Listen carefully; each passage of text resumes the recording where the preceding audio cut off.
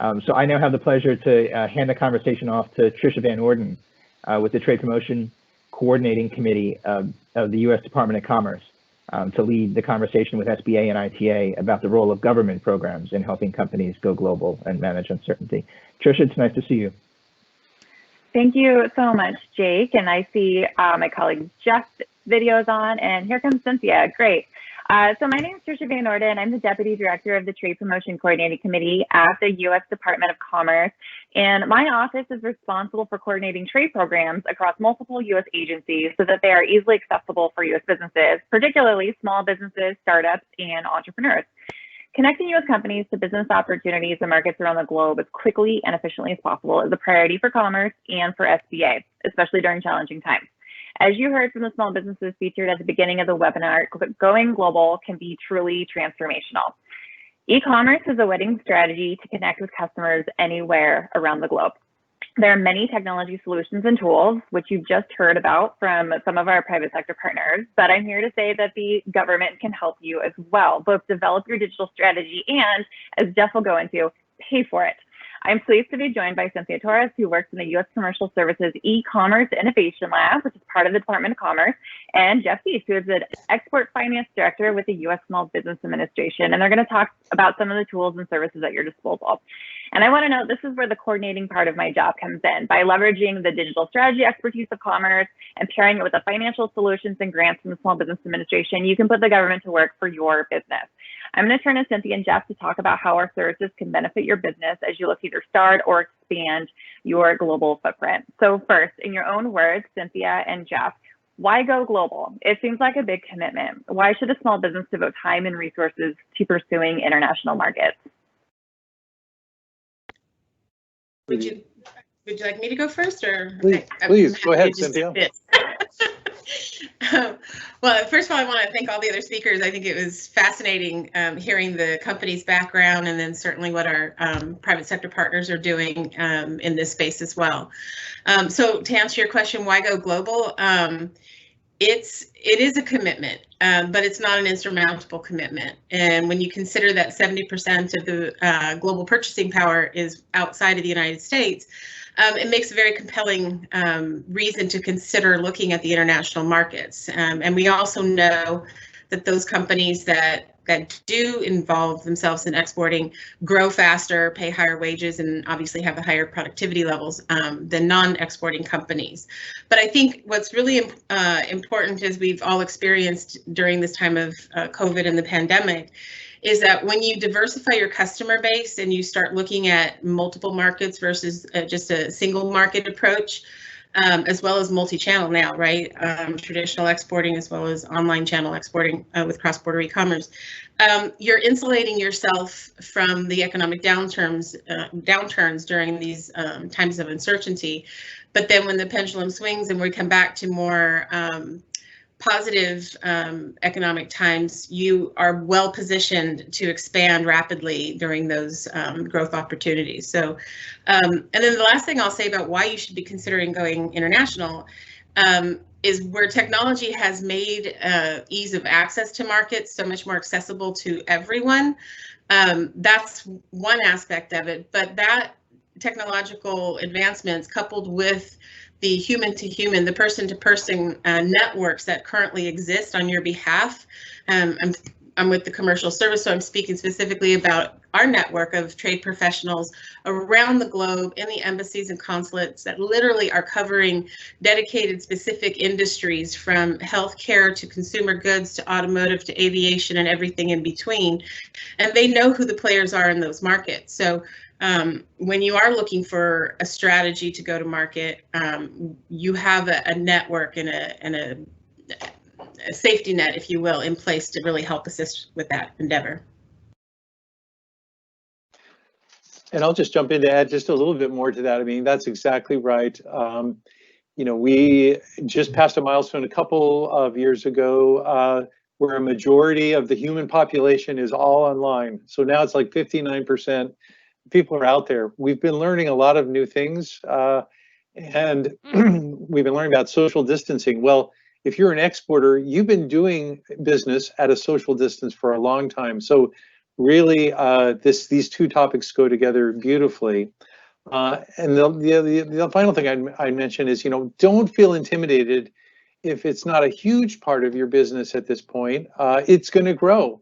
There are surveys done every year of small business exporters, and they're asked, how much do you export? Well, like 50% of small business exporters say, well, I export, it represents 10% of my revenue. Well, that's a nice risk mitigation against what's going on in a given marketplace, and it's going to grow from there, and you got to start somewhere. So get going, now's the time, there's plenty of tools available.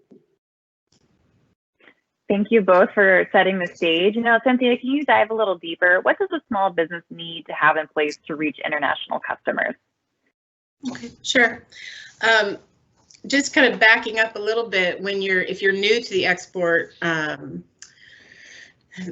idea, or it's maybe you've been doing it as a company or whatever the case is. I think the number one thing, going back to that commitment question, is that you really do have to secure buy-in from the top down to sustain long-term success in the channel. And just some fundamental components that probably need to be in place and considered is obviously just setting up a plan, having the dedicated budget, and most importantly, making sure that you have the staff that you're going to commit to finding their way through and acquiring the knowledge and the know-how. I would call it a modest learning curve in the beginning, and then certainly migrating all of that over to the online channel. If you can master this offline, which is, again, with the amount of support that's out there, it's pretty, it is achievable for any company of any size. And then moving that to the online channel. We think that, with so much information coming out, and so many opportunities to move quickly, it's really important to establish that digital strategy that we talk about. As business advisors, we're constantly trying to bring resources to bear on companies and help them to succeed in the international markets. But in this particular case, there's no wrong entry point, right? It's going to be different for every company. But in our own outreach to service providers and digital marketers, and just kind of gaining our own knowledge around this, we've come across some tools that they've offered up, and we are definitely putting them to use, because it gives, and I'm talking about the 6 parts of what we think is important of a digital strategy. So by putting these things to use, it gives companies an opportunity and something tangible, and I'll just run through those really quickly for you. The first part of a digital strategy, when you think about why you need a digital strategy, is because it provides stakeholders a clear understanding of what it is that they are moving towards, and some time in order to develop those concepts. It allows them to identify what those budget needs are in order to sustain and build out all of the necessary parts and components to what that digital strategy will look like for their company. It also provides an opportunity for clarity for the team to understand that, and you might have, as a viewer, you might have seen that there's many different options available to you, whether it's the multiple online payments, or how do you reach those customers. But if you have that clarity around the cohesive strategy that your organization is pursuing, then you'll be able to meet those milestones along the way. Same thing with the accountability factor. You set those benchmarks, you're able to reach those benchmarks, and for a lot of companies that are doing this currently may be strapped for financial resources. So those resources need to be spent, both financial and human, in a very strategic way. And I think you'll get the most mileage out of the resources that you do at your disposal when setting those benchmarks around accountability. Fifth, it keeps you competitive. You're setting yourself up for the long-term competitive position in the online channel. And when we look to the future, which is now, the currency today is speed and agility. So you've got to be able to adapt quickly, and without a plan, at least some of these basic milestones, it's going to be hard to get there. You'll get there, but it'll be a little bit easier if you have something tangible to hold on to. And then lastly, it's just really understanding that a digital strategy and leveraging that website of yours as the launch pad is going to really gain you customer acquisition, right? So, and there's lots of things that we could talk about around customer acquisition. when we get into our one-on-one counseling with companies. But your website and all of the efforts that you're putting in behind the scenes really does get you in a position to acquire long-term customer acquisition. Thank you for that response, Cynthia. And you mentioned the effort to put into your digital strategy, and sometimes that effort can cost money. So Jeff, I'd like to turn to you, and can you talk about some of the digital investment areas that SBA financing and other programs will help support? Sure, absolutely. I mean, yes, the days of the Wild West where you put your website up and wow, everybody finds you, those are long gone. You got to do this in a very sophisticated way, just like Cynthia is saying. And if you don't do it right, you know, I think, Cynthia, you told me this joke, or I heard it in one of your classes. What's the best place to hide a body? On the second page of a Google search. You know, if you're not there at the top of the list, you're out of luck. And so you got to do it right. It costs some money. And so there are a few tools that SBA offers besides the counseling tools and so forth, and the wonderful resources that Commerce offers in their consulting as well on this. Two of them I want to particularly point out to you, and I know we're going to put some links up on the chat or it'll be sent out later, but there's a grant program that Small Business Administration offers. Grants, unbelievable for small businesses, very unusual. We provide grants to states, okay, state governments. Almost every state in the country receives one of these grants. It's called the State Trade Expansion Program, or STEP for short. So if you Google, right at the top of the Google search will be STEP grant, your state, you'll find it. Every state takes this money and they re-grant it to small businesses for export development activities. And one of those includes developing your e-commerce. And just this fiscal year, we are starting to increase. Previously, it was limited to about $3,000. Now it can be up to $10,000 for your website platform, your digital strategy to be successful, as well as up to $6,000 for your social media marketing and other, you know, advertising to get in front and stay fresh on the website. So that's a huge tool. It's the STEP grant program. It's delivered through your state, probably international business development group, economic development group. Secondly, you know, I mean, that's a little teaser, gets you involved.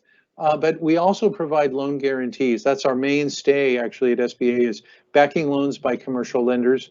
And we provide heightened guarantees that provide even greater incentive to lenders when they're financing an exporter. One of the loan programs I'll mention in particular is the Export Express program.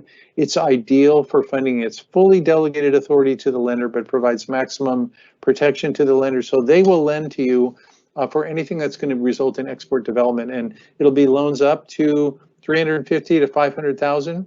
Once you get very sophisticated, we can actually back loans up to $5 million. So definitely want to mention those programs. Thank you so much, Jeff. And for those watching, there are links in the live Q&A if you want to check those out and consult some of those resources. Cynthia, I want to turn back to you. If a small business does already have a website and social media profiles, what are some steps that can be taken to raise the international profile and attract global customers? Sure.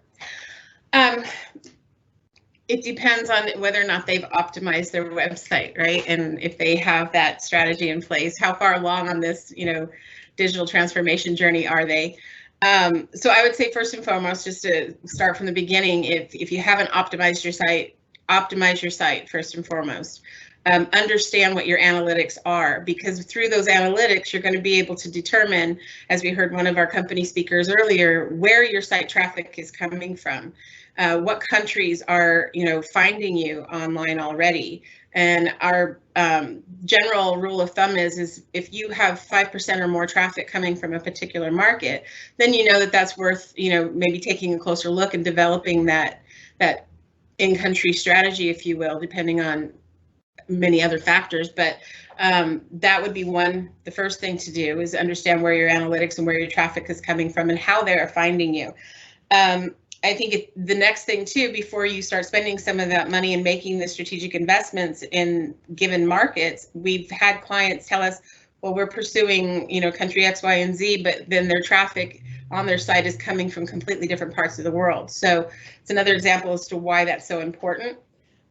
Validate where if you do have those high traffic markets, do a little bit of traditional research with the market intelligence. And I know we now have quite a bit of market intelligence that we can share with companies, that we can validate that this, what the penetration rates are in given countries, that may help you further justify, make the business case for that strategic investment. The other thing that generally pops out at me here are understanding, how do you reach more of those international customers? You're going to have to decide if you're internationalizing your website, regionalizing your website, or if you're going to localize your website. And each one has a different approach to it, all of which we can, help companies talk through, or if it's more complex, depending on their scope of products and services, we may refer them out to a service provider that has more of the technical handle on things. The other part of how to better reach more of your international customers raise those profiles is, are you adequately leveraging all aspects of the channel mix, selling through your website or selling through social media or through the marketplaces. And I heard a combination of that earlier in today's conversation. But the one that often gets forgotten is, if you already have in-country distribution because you're exporting offline, you should be asking, going back and doing an audit of your existing distributors. What are you doing in country around your digital presence? Maybe they've already kind of, been doing this ahead of you, which is great news for you, because now you can start to work with your distributors on what that collaboration is going to look like. And so you're leveraging your in-country distribution already. If you don't have a distributor, or your distributor is not doing digital yet, that's another opportunity to set new expectations for your distributors and jointly help get there. And if you're looking for a distributor, we now have encouraged our clients to really start asking and set that expectation right up front. So those are just a few ideas of how to begin to raise your visibility. And there are numerous other ways through traditional digital marketing outreach and things like that. But again, we're more focused on making sure you set that solid foundation in order to be able to really get running and hit those multiple markets once you've mastered it. Thanks, Cynthia. And Jeff, turning back to you, for those who are not familiar with the SBA loan process, can you briefly tell us, what does the ideal SBA loan applicant look like? Sure. Well, first of all, they have to be a small business. So what's a small business? Well, everybody knows what a small business is until you really try and define it. Fortunately, we do have a definition. The main thing to be keep in mind is, what's your financing need? If it's $5 million or less, that's basically the size of loan we can assist with. So if you're in that territory, probably you're in a small business territory. The definition we use that fits all businesses is, if your net income, not your revenue, but if your net income is $5 million or less per year, and if your net worth is $15 million or less, then you're a small business. That basically can be pretty big. So we can help really sort of the smaller middle market size companies, as well as the really truly micro businesses as well. And we've got programs and partners for doing that. And who's going to want to finance you? Primarily, we're working with banks, providing loan guarantees. So the banks are very conservative people. They like to see businesses that have been in operation for a couple of years and are profitable. If you're before that, it's a little tougher to find a lender that's going to go for you, but we do have some community advantage lenders. They're sort of mission-driven lenders, nonprofits as opposed to banks, that we also provide loan guarantees for, and they also can provide these export loan guarantees. So those are the two I would say. For the STEP grant program I alluded to, basically there you don't have to worry so much about financial viability. It's a grant. We just want to know that you're going to be able to want to demonstrate to your state that you're going to be able to successfully follow through and generate some export sales from the SBA assistance. Thanks for reviewing some of those guidelines, Jeff. So we are a little bit over time, so I want you very quickly, Cynthia, and then Jeff, just let our audience know how they can get in touch with their local commercial service office or SBA trade finance manager. Well, you can reach the U.S. Commercial Service. I'll just give the EIL landing page. It's trade.gov/e-commerce. That's nice and simple. And I think Tricia might post how to access your local office in your state. And just reach out to us and we'll follow up with you and let you know about all the different services and assistance we can provide. And for SBA, I know you're going to have those links, but www.sba.gov/trade tools, all one word, trade tools. That'll give you a link to all of the services that SBA's Office of International Trade has, as well as a list of all of our staff. We have about 21 of us nationwide, and we're all glad to talk to you. Or just Google SBA, and you can and find somebody that will help with international trade. Cynthia and Jeff, thank you so much for joining our discussion today. And with that, Jamaica, I'm going to turn it back to you. Thank you. Thank you. Tricia, thank you so much. And thank you to all of our panelists and speakers for joining and providing such wonderful insight and information. We appreciate all the work that you do to help elevate the importance of access to digital tools and your work advocating for small businesses. And thank you to IPA and SBA for helping put this event together. And thank you to the audience as well for watching and asking so many great questions. It's been an absolute pleasure engaging with all of you. You can look out for a follow-up email from GIF that will include a little bit more information about our small business speakers, as well as the programs that were discussed today. We appreciate you joining and look forward to staying in touch. Thank you so much.